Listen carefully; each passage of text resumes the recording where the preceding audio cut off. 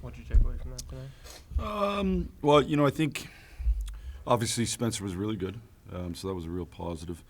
I think I'm glad we're in the situation 2-2. In the third period, I'd like to be in that situation lots, but now we got to find a way to win those games. There's certainly a lot of growth that we have to have. I think coming into this, I recognize, and I think I've talked about it with you guys, we're going to have peaks and valleys, and we got to do a way better job of those valleys not being so low in terms of the types of mistakes that we make where, to me, you're kind of giving away chances. And so we just got to continue to grow and work on finding ways to make sure we're not giving away easy chances. They're going to create enough on their own. We got to make sure we do a better job of that.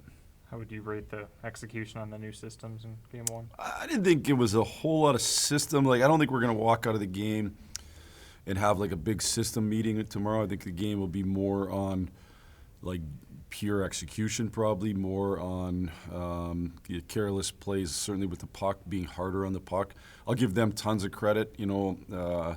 It's they're missing two great players. It's a banner-raising night. Sometimes you can kind of sleepwalk through those games, and I thought they came out and played really hard. So it's a great lesson for us of how hard you have to compete on pucks, what type of stick battles you're going to have. I think it's going to be more of that than actual execution and systems. You talked about prior to the game, and the guys talked about it after the game, playing a complete 60 minutes. Mm-hmm. It seems that was the big takeaway for you guys? Yeah, I thought at times we played good. At times we were in their zone, and second period was good. So yes, there's going to be pushback. There's going to be ebbs and flows to a hockey game. For me, it's more of just the individual mistakes can't be so big. When you turn pucks over, you're going to have it's going to look chaotic. So that can hurt your system play. But everybody's just in scramble mode at that point. I just think finding ways to minimize.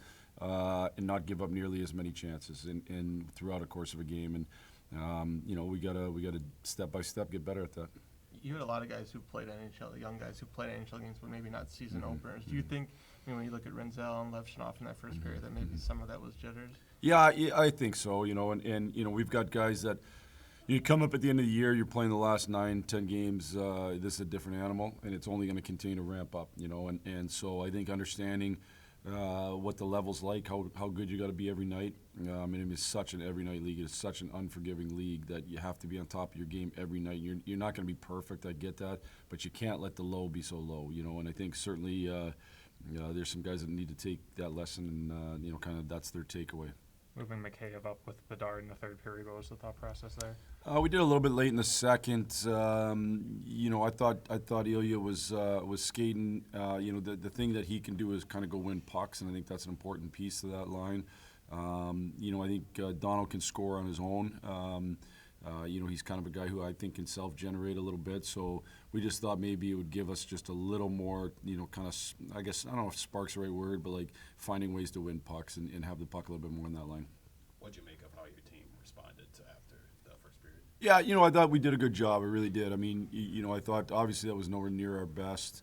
And I thought we did a good job of kind of individually responding and playing better and collectively doing that. And I thought the second was certainly our best period. Third was you kind of start once that goal. The goal's a little bit of an unlucky break. And then from there we gave up chances the last 10 that we don't need to give up. You can't win the game or tie the game by giving up another goal necessarily. I know you got to press to score, but you can't give up easy chances. So again, just lessons for us. Do you put a lot of stock in face-off numbers, or is it? How much influence do you think that is on the game? Or? Yeah, I think it's a huge thing, to be honest with you. I wouldn't say it's everything, but it's hard to chase it, all night, and so I just think it's something that is going to be continually important. And when you win them, and winning them on special teams, all those things are really important. What are the key positives to take away from this game, going toe-to-toe with the Stanley Cup champs? Well, I think first off, I would say Spencer Knight was positive for sure. I would say the fact that we responded in the second and played the type of hockey I think you have to play to be successful.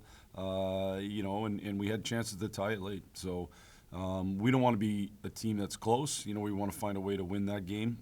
That's part of the growth process.